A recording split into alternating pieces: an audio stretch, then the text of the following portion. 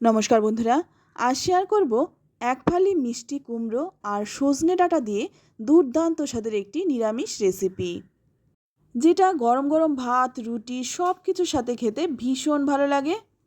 আর সবচেয়ে বড় কথা, রান্নাটা করতেও কিন্তু খুব একটা সময় লাগে না। খুব অল্প সময়ের মধ্যে রান্নাটা হয়ে যায় আর খেতেও হয় ভীষণ ভালো। তো রান্নাটা করার জন্য এখানে নিয়েছি 7 থেকে 8টা সজনে ডাঁটা। আমি ছোট ছোট লম্বা লম্বা করে কেটে নিয়েছি মিষ্টি কুমড়ো। কুমড়োটার আমি খোসা ছাড়াইনি, খোসাটা সমেত কেটে নিয়েছি। আর এখানে দেখুন, দুটো আলুটাকে কেটে নিয়েছি, আর আলুরও কিন্তু খোসাটা ছাড়াইনি। খোসা সমেত আজকের নিরামিষটা রান্না করা হবে। আর এই খোসা সমেত রান্নাটা করলে খেতে কিন্তু অনেক বেশি সুস্বাদু হয়। তো প্রথমেই এখানে আমি কড়াই গরম করে নিয়ে এর মধ্যে দিয়ে দিলাম 1 চামচ সর্ষের তেল। তেলটা খুব ভালোভাবে গরম করে নিয়ে এখানে দিয়ে দিচ্ছি কেটে রাখা কুমড়ো আর আলুটা। আলু আর কুমড়োটা একটু ভালো করে ভেজে নেব। প্রথমে কিন্তু আলু আর কুমড়োটাকে একটু ভেজে নেব। 3-4 মিনিট সময় নিয়ে একটু ভাজবো। এখানে যেহেতু সজনে ডাঁটা থেকে কুমড়ো আর আলুটা সেদ্ধ হতে একটু সময় লাগবে, তার জন্য প্রথমে আমি আলু আর কুমড়োটা একটু ভেজে নেব। একটা ঢাকা দিয়ে দিয়ে আলু আর কুমড়োটা একটু ভাজবো। তো 2-3 মিনিট সময় নিয়ে ভালোভাবে দেখুন একটু ভেজে নিলাম। যখন আলু আর কুমড়োটার গায়ে হালকা লালচে রং ধরে যাবে, তখন এর মধ্যে দিয়ে দেব স্বাদমতো লবণ, আর দিয়ে দেব এখানে 2 চামচ আদা বাটা। তো লবণ আর এই আদা বাটাটা দিয়ে খুব ভালোভাবে আবারও কিন্তু ভেজে নিতে হবে।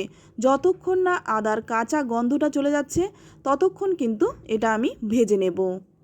আজকের রান্নাটাতে কিন্তু আমি কোনো রকম হলুদ ব্যবহার করিনি, তবে আপনারা চাইলে কিন্তু একটু হলুদ দিতেই পারেন। তো 2-3 মিনিট ভালোভাবে ভেজে নিয়ে এবার এখানে দিয়ে দিচ্ছি কেটে রাখা সজনে ডাঁটাগুলো। সঙ্গে দিয়ে দিচ্ছি 4-5টা চেরা কাঁচা লঙ্কা। ঝালটা নিজেদের স্বাদ অনুযায়ী দেবেন, যে যেমন ঝাল খেতে পছন্দ করেন। রান্নাটা খুবই হেলদি একটি রান্না। খুব নামমাত্র তেল মশলায় এই রান্নাটা হয়ে যায়, খেতে ভীষণ ভালো হয়। তো সজনে ডাঁটা আর লঙ্কাটা দিয়ে একটু ভেজে নিয়ে তারপর এর মধ্যে দিয়ে দেব পরিমাণ মতো জল। যে যেমন ঝোল খেতে চান পরিমাণ মতো দিয়ে দেবেন। তবে এই রান্নাটা কিন্তু একদম শুকনো থেকে একটু ঝোল হলে খেতে বেশি ভালো লাগে। এবার জলটা দিয়ে খুব ভালোভাবে নেড়েচেড়ে মিশিয়ে নিচ্ছি। তারপর একটা ঢাকা দিয়ে 5-6 মিনিট ফুটিয়ে নেব। তো 5 মিনিট পর ঢাকনাটা খুলে নিয়েছি। এবার ভালো করে একটু নেড়েচেড়ে মিশিয়ে নিচ্ছি। আর এখন কিন্তু আলু কুমড়ো সব কিছু কিন্তু খুব ভালোভাবে সেদ্ধ হয়ে গেছে। এবার সব কিছু ভালোভাবে নেড়েচেড়ে মিশিয়ে নিয়ে তারপর নামিয়ে নেব। তো আমি অন্য একটা পাত্রে নামিয়ে নিলাম। এবার ওই কড়াইটাই ধুয়ে আবারও গরম করে নিলাম। তারপর এর মধ্যে দিয়ে দিলাম 2 চামচ সর্ষের তেল। তেলটা ভালো করে গরম করে নিয়ে এখানে দেখুন নিয়েছি কিছুটা বিউলির ডালের বড়ি। আমি এখানে বিউলির ডালের বড়িটা নিয়েছি, তবে আপনারা কিন্তু যে কোনো ডালের বড়ি নিতে পারেন। তারপর ডালের বড়িটাকে খুব ভালোভাবে লালচে রং ধরিয়ে ভেজে তুলে নিলাম। এবার আবারও কিন্তু দিয়ে দিলাম 1 চামচ সর্ষের তেল। ফোড়নে দিয়ে দিচ্ছি হাফ চামচ 5 ফোড়ন, আর দিয়ে দিচ্ছি একটা তেজপাতা ছিঁড়ে আর 2-3টে শুকনো লঙ্কা। ফোড়নটাকে খুব ভালোভাবে একটু ভেজে নেব। যখন ফোড়নটা থেকে খুব সুন্দর একটা মিষ্টি গন্ধ বেরোবে, তখন এর মধ্যে দিয়ে দিচ্ছি আগে থেকে রান্না করে রাখা সেই তরকারিটা। দেওয়া মাত্রই কিন্তু খুব ভালোভাবে নেড়েচেড়ে মিশিয়ে নিতে হবে। আর এটা কিন্তু খুব ভালোভাবে ফোড়নের সাথে মিশিয়ে নেওয়া হচ্ছে, যাতে খুব ভালোভাবে মিশে যায়। তো ভালোভাবে মিশিয়ে নিয়ে তারপর এটা কিন্তু 4-5 মিনিট ফুটতে দেব।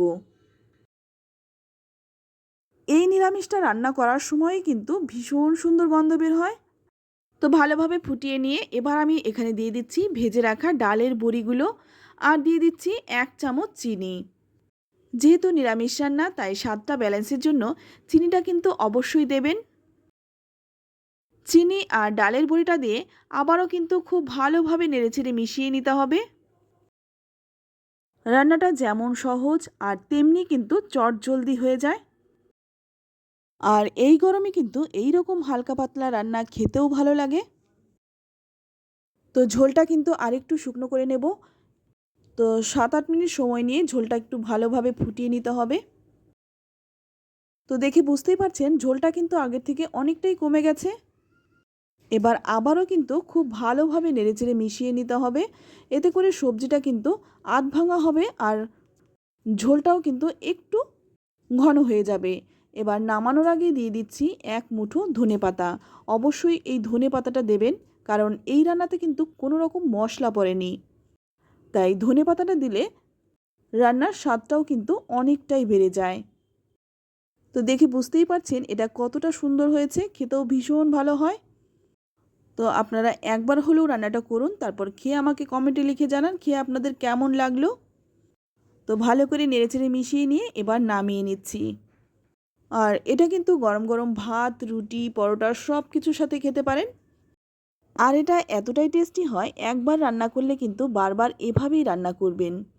আমি গ্যারান্টি দিয়ে বলতে পারি এই রান্নাটা কিন্তু মাছ মাংস ফেলে খাবেন। তো বন্ধুরা, রেসিপিটি কেমন লাগলো অবশ্যই কমেন্টে জানাবেন।